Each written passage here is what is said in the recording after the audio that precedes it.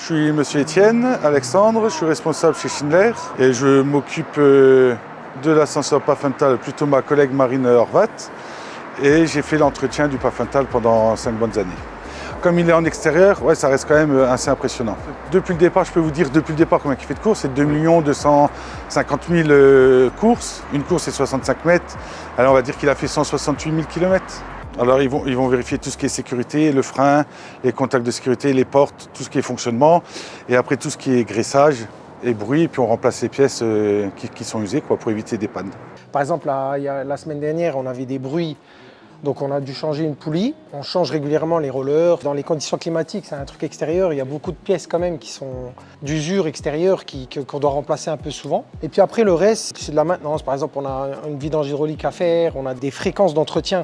L'huile tous les 3 ans, des choses comme ça, les graissages, les poulies, les câbles. Alors, la nacelle, il faut la sortir aussi pour la contrôler et c'est un exercice qu'on fait aussi régulièrement au cas où si c'est vraiment en cas d'extrême urgence qu'on doit sortir des gens. La nacelle, elle doit se descendre complètement tout en bas et il y a une sécurité en dessous de la nacelle avec un contact à distance qui permet de ne pas rentrer en collision avec la cabine. Donc on déroule tous les câbles pour secourir les personnes en cas de blocage mécanique de la cabine.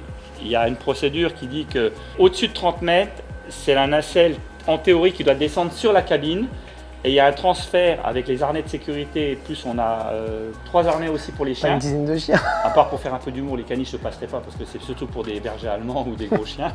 Et en fait, on transfère les personnes de la cabine par le toit, par en dessous de la nacelle et on les remonte normalement 2 par 2 avec les harnais de sécurité. Alors quand on est en maintenance préventive pour faire les contrôles des portes, de pouvoir faire les sécurités sur le toit de cabine, on a comme ça un système panoramique, on a un système pour être en sécurité. Ça permet de descendre et faire tous les contrôles des organes de sécurité en dynamique, c'est-à-dire en mouvement avec la cabine, sur le toit. Puis après on a un contrôle que vous avez vu tout à l'heure par la fosse de sécurité. Il y a des câbles de compensation qui sont en dessous de la cabine. Une grande chaise qui permet avec des contrepoids, et il faut tester aussi l'usure des câbles, l'usure des organes de sécurité principales. Particularité technique pour le grand public, c'est un ascenseur, ça doit être le seul européen ou peut-être même plus, qui fonctionne en Wi-Fi en fait. C'est un système d'induction en fait qui sont sur les guides qui permettent de réinjecter la puissance sur la cabine. C'est un ascenseur particulier. Je crois que c'est le seul qui est comme ça. C'est le seul d'Europe.